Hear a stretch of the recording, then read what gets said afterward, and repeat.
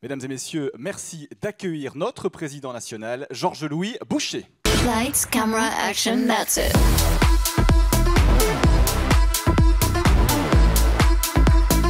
Lights, camera, action, that's it. Bonjour à toutes et à tous. Merci pour votre présence nombreuse.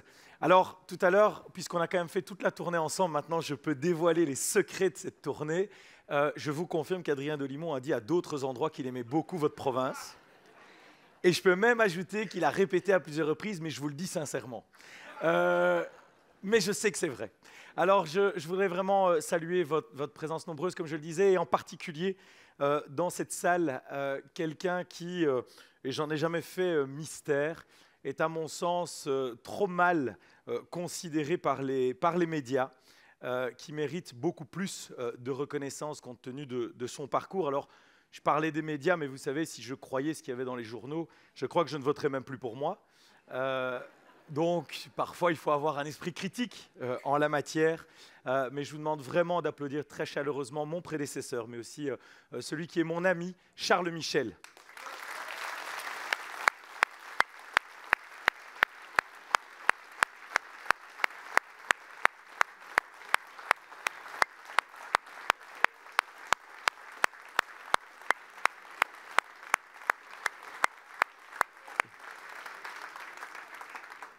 Et vu la brume dans la salle, un verre en plus pour celui qui l'a retrouvé.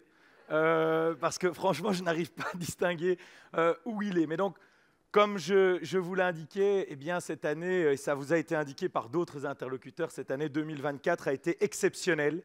Je ne vais pas revenir sur l'ampleur de la victoire, parce qu'à force d'admirer sa victoire, on oublie d'en faire quelque chose. Mais je voudrais simplement vous éclairer sur l'émergence de deux blocs politiques, parce que c'est ça le nouveau paysage de la politique belge francophone. Ce sont deux grands blocs, avec d'un côté des gens raisonnables, des gens qui croient en l'avenir, qui croient dans le progrès, des gens qui sont au travail de façon sérieuse.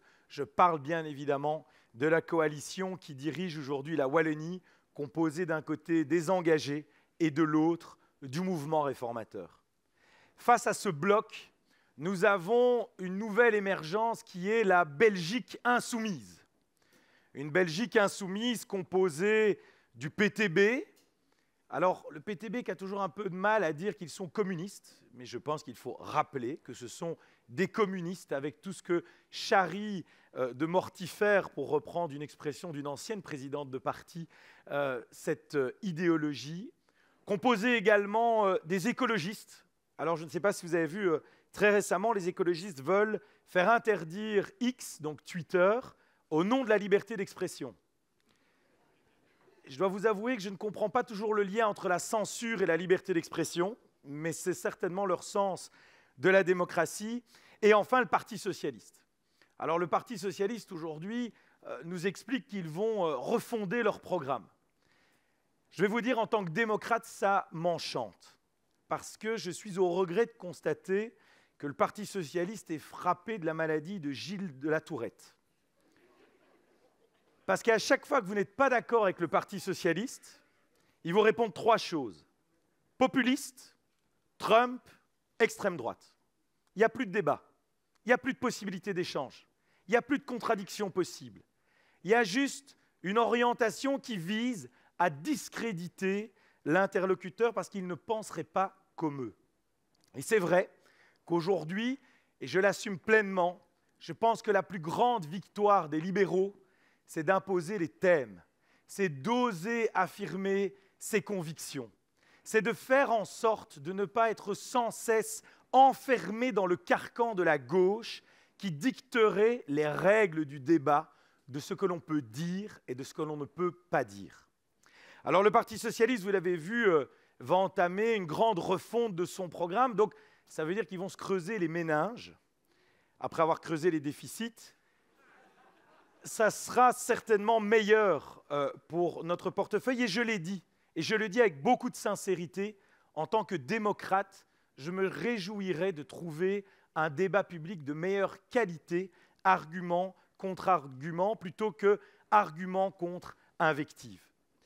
Alors, cette division entre les deux blocs, elle se traduit dans toutes les matières qui régissent notre société. Tout d'abord, sur la question du vivre ensemble, où je l'affirme avec force, nous ne serons ni extrémistes, mais certainement pas communautaristes. Parce qu'aujourd'hui, mesdames et messieurs, on le voit à différents étages et on pense que ça ne concerne que Bruxelles, mais c'est beaucoup plus large que cela. Nous avons des partis de gauche qui, aujourd'hui, pour quelques voix, pour quelques gains électoraux, sont prêts à renoncer aux valeurs fondamentales qui constituent notre démocratie, sont prêts à laisser la religion s'immiscer dans la question du vivre ensemble, dans la gestion de l'administration, voire dans l'égalité entre les hommes et les femmes. Certains, pour flatter quelques minorités, sont prêts à exalter les particularismes, alors que pour faire société, nous devons célébrer les valeurs communes. Alors oui, je vous le dis, mesdames et messieurs, les libéraux aujourd'hui seront les défenseurs de la neutralité de l'État, feront en sorte que le bien-être animal ne soit pas emporté par des considérations religieuses. Ils feront également en sorte de ne pas importer les conflits étrangers dans notre pays. Parce que oui, aujourd'hui, les libéraux sont le dernier rempart contre les extrémismes de gauche, contre les extrémismes de droite, contre toute forme de radicalisme et contre l'influence religieuse.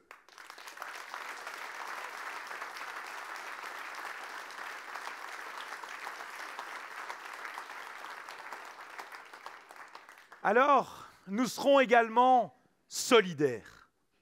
Et je veux le dire aux syndicats, j'y reviendrai par après, qui manifestent. Nous serons pleinement solidaires, mais nous ne serons pas clientélistes. Nous estimons, et nous l'avons répété pendant la campagne électorale, ça a d'ailleurs été une des raisons majeures de notre succès, que c'est le travail qui est la meilleure des politiques sociales. C'est le travail, avec également une bonne formation, qui permet de prendre sa vie en main. Ce n'est pas les petits chèques, les subsides, les aides. Figurez-vous qu'aujourd'hui, on en est à donner des chèques, c'est le cas par exemple du Parti socialiste flamand, pour acheter un frigo. Nous sommes dans un État qui ponctionne chaque année 330 milliards d'euros pour vous donner un chèque pour aller faire du sport, pour un peu de culture, pour vos panneaux photovoltaïques, et demain, pour acheter votre frigo. Est-ce que vous ne pensez pas qu'il serait peut-être mieux de prélever moins d'impôts, que tout le monde ait un emploi et de vous laisser la liberté de choix? C'est pour ça qu'on travaille. C'est pour à un moment donné disposer de son argent comme on l'entend. Et donc, oui, mesdames et messieurs, la réforme du Forem, la réforme de la formation professionnelle seront des réformes prioritaires menées par Pierre-Yves Géolet pour faire en sorte que la Wallonie et Bruxelles puissent enfin se déployer, pour enfin faire en sorte qu'il n'y ait plus cette différence abyssale de 12 points entre le taux d'emploi wallon et le taux d'emploi flamand. Parce que je vais vous dire, si je suis libéral, c'est parce que j'ai la conviction que chaque individu veut prendre sa vie en main. Et on ne prend pas sa vie en main à coup de subside. On prend sa vie en main grâce à un emploi. Alors oui, plus que jamais, le mouvement réformateur sera le parti des travailleuses et des travailleurs.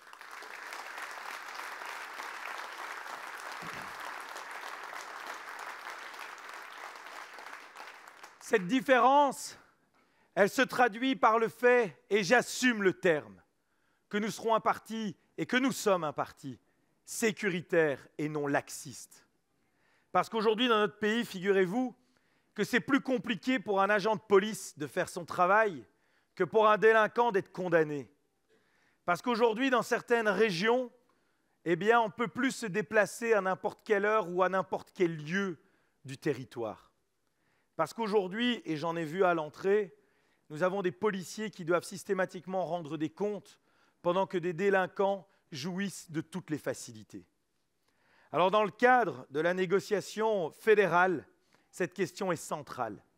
Elle est centrale parce que la menace du trafic de drogue et du grand banditisme qui l'accompagne est réel sur notre État, réel en termes de corruption des institutions, réel en termes de sécurité de nos concitoyens, réel également en termes de capacité à pouvoir vivre ensemble. Alors oui, mesdames et messieurs, nous allons faire en sorte que la peur change de camp, que la police soit respectée au même titre que les pompiers, que les ambulanciers, que toutes celles et tous ceux qui veillent sur notre sécurité, avec une justice qui sanctionne et des sanctions qui sont effectivement opérantes. Oui, mesdames et messieurs, le mouvement réformateur assume que toutes ces politiques qui s'appuient sur la prévention ou la compréhension sont certainement nécessaires, mais ne sont pas suffisantes.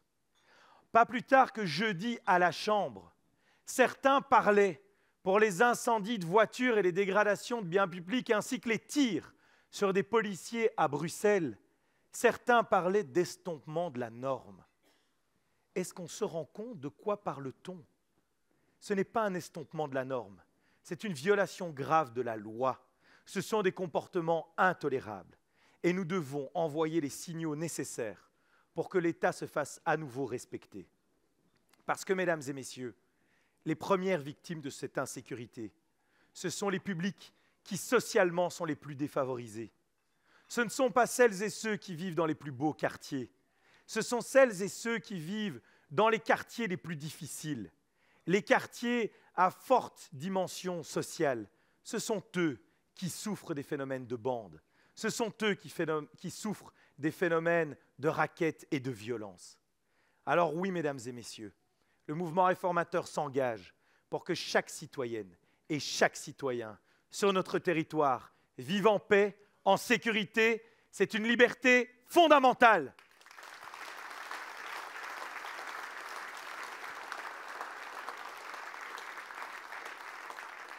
Alors, vous me direz, c'est un peu particulier parce que dans le discours, on retrouve plus que des accents de campagne.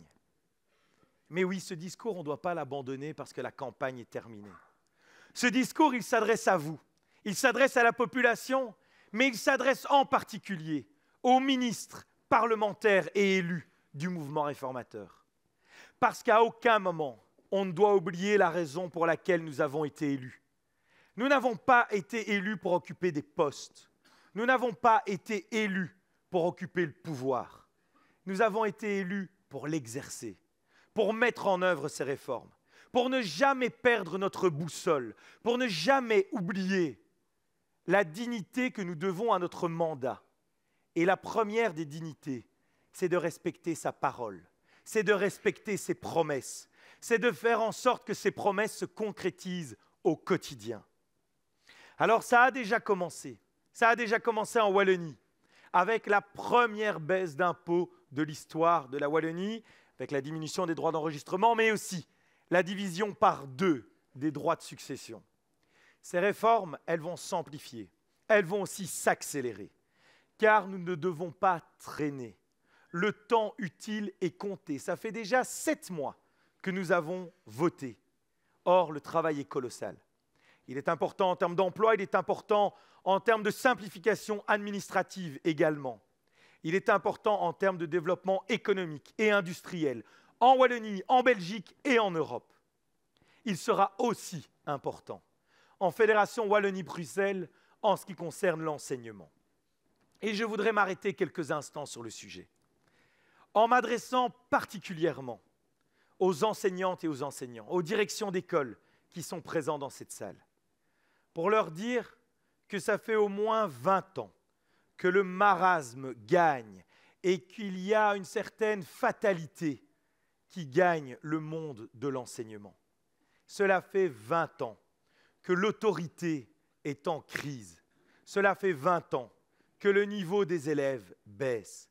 Cela fait 20 ans que la charge administrative ne cesse de croître. Alors aujourd'hui, ce malaise et ces difficultés, nous en avons pleinement conscience. Nous les avons évoquées lors de la campagne électorale. Nous allons désormais résoudre ces problèmes grâce à Valérie Glatini. Et pour résoudre ces problèmes, et aujourd'hui je tends la main, nous allons avoir besoin de tous les acteurs. Chacun va devoir sacrifier peut-être des habitudes. Chacun devra mettre en marche un changement qui ira pour un mieux, pour une simplification. Et parmi ces acteurs, je m'adresse aussi aux syndicats, en leur disant qu'aujourd'hui, le choix qui s'offre à eux est très simple. Soit ils saisissent la main tendue pour qu'ensemble nous puissions réformer, pour qu'en fait ils soient simplement en phase avec ce que devrait être leur mission. Leur mission, c'est celle de protéger les intérêts des travailleuses et des travailleurs. Soit ces syndicats décident de devenir et d'être les bras armés de formations politiques de gauche, de faire en sorte que ce que la gauche a perdu dans les urnes, elle essaye de le gagner dans la rue. Dans ce cas, les syndicats trahiraient les millions de travailleuses et de travailleurs de ce pays, qui n'attendent pas de faire de la politique partisane, mais qui veulent simplement que les réformes que nous mettrons en œuvre permettent une école de qualité, un salaire enfin récompensé et une structure d'État beaucoup plus efficace. Alors, en vue de cette fameuse grève de demain, je le répète, et je ne perds pas espoir de les amener à la table de la discussion, parce que je veux aussi leur dire que le cap est clair, que malgré la hauteur des vagues, nous ne changerons pas d'objectif, parce que nous avons reçu un mandat démocratique. Et vraiment, je vous le dis, mesdames et messieurs, ne vous laissez pas impressionner, ne vous laissez pas intimider. Notre objectif ne doit pas être d'être populaire chaque jour de l'année, mais d'être au contraire digne de notre mission, de donner un autre avenir à notre pays et pour ça, de porter, d'expliquer et de faire les réformes nécessaires.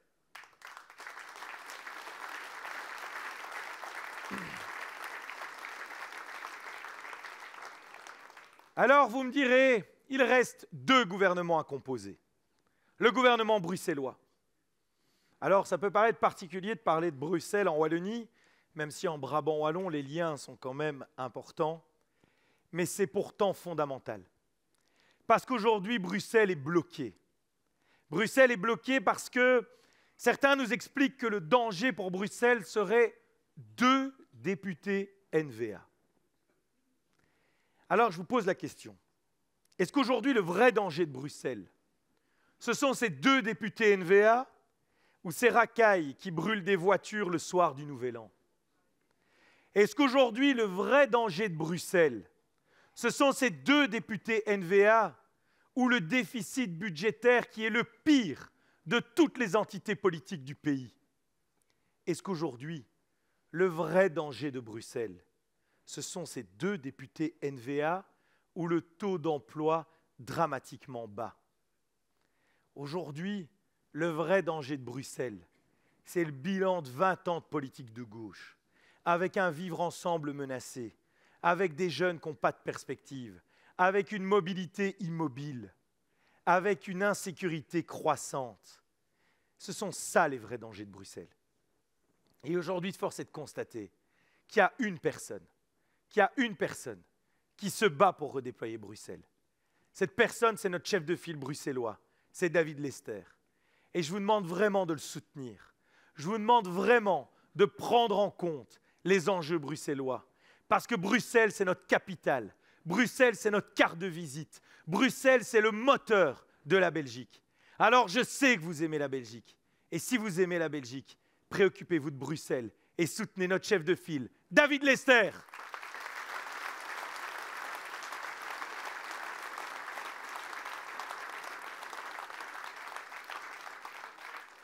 L'autre gouvernement à mettre en place, c'est le gouvernement fédéral. Et d'ailleurs, dès 14 heures, les négociations reprennent sur la question de la réforme fiscale.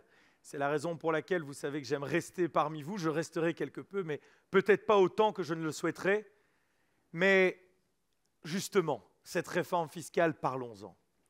Nous avons fait une promesse claire pendant la campagne. baisser les impôts, baisser la pression fiscale sur celles et ceux qui travaillent, faire en sorte qu'il y ait un différentiel d'au moins 500 € entre celles et ceux qui travaillent et ceux qui ne travaillent pas. Aujourd'hui, mesdames et messieurs, bien sûr que nous sommes prêts à des compromis, mais pas sur nos valeurs fondamentales, pas sur les promesses majeures que nous avons faites à nos concitoyens, pas sur ce qui est le plus nécessaire pour notre pays aujourd'hui, qui est en train de crouler sous le poids de l'État et le poids de la fiscalité. 57% de notre PIB aujourd'hui, c'est de la pression fiscale. C'est intolérable. Alors, comme vous, je veux un gouvernement le plus rapidement possible, mais je ne l'accepterai pas au prix de compromissions sur les besoins les plus fondamentaux de notre pays. Parce que non, créer un nouvel impôt, ce n'est pas un symbole pour un parti. Ce sont des centaines de milliards d'euros que l'on va chercher dans les poches de nos concitoyens. C'est ça l'impôt. Ce n'est pas une victoire politique. C'est d'aller chercher ce que les gens ont produit par leur travail, par leur épargne, par leur investissement. Alors oui, il faut de l'impôt, mais l'impôt juste, l'impôt nécessaire, pas au-delà. Il faut surtout que les mandataires publics soient dignes de cette gestion d'argent et ne fassent pas des gares à près d'1 demi-milliard d'euros pour 10 000 voyageurs par jour.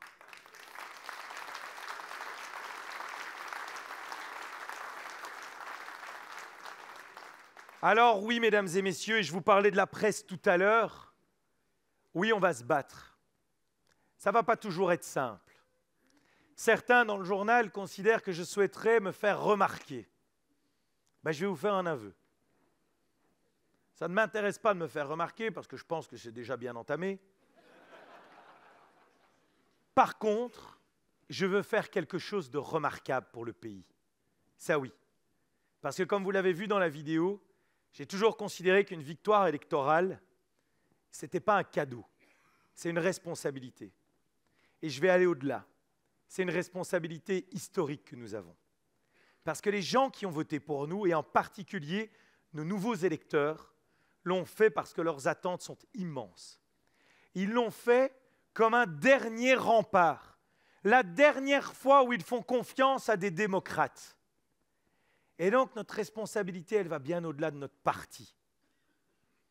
C'est la raison pour laquelle, mesdames et messieurs, le parti, il va falloir continuer à le faire vivre. Il va continuer à faire en sorte, il va falloir continuer de faire en sorte de développer notre centre d'études pour avoir des idées nouvelles, sans cesse, parce que le monde évolue à une vitesse inédite.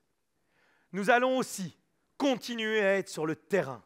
Dès le mois de février, le mouvement réformateur va lancer une grande tournée dans toutes les provinces de Wallonie, de Flandre, mais aussi à Bruxelles, pour expliquer les réformes, mais aussi pour vous écouter.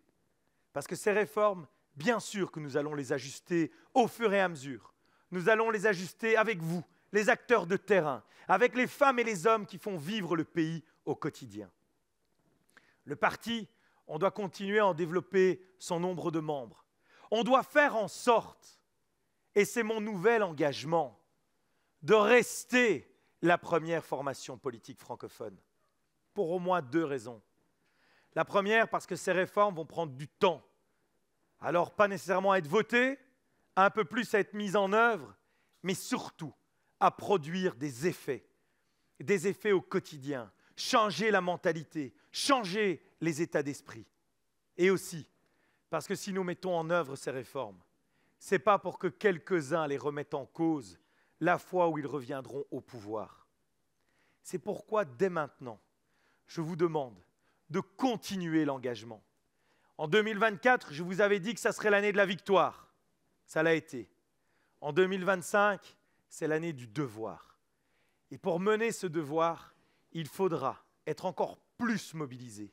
Vous devez rester sur le terrain, parce que le grand mouvement populaire qui est devenu le mouvement réformateur ne sort pas qu'en campagne électorale. Je profite d'ailleurs de l'occasion pour saluer tous nos élus locaux, parce que ce sont eux nos premiers ambassadeurs. Ce sont eux qui sont en contact premier avec l'ensemble de nos concitoyens. Vous allez être des pièces maîtresses de notre dispositif, durant lequel vous devrez à la fois expliquer, mais vous ne devrez jamais hésiter à nous faire remonter ce que nous devons changer, ajuster, modifier. Car on ne réformera pas tout seul, on réformera avec toute la population. Parce qu'un changement, pour être opérant, ne doit pas être que dans les textes. Il doit aussi, ce changement, être dans les têtes et j'oserais même dans les cœurs. Alors en 2024, je vous ai demandé de vous battre pour le parti. En 2025, ça va être encore plus exaltant parce qu'on va se battre pour le pays. Alors soyez fiers d'être des libéraux et n'oubliez pas notre promesse. Avec le MR, l'avenir, c'est clair!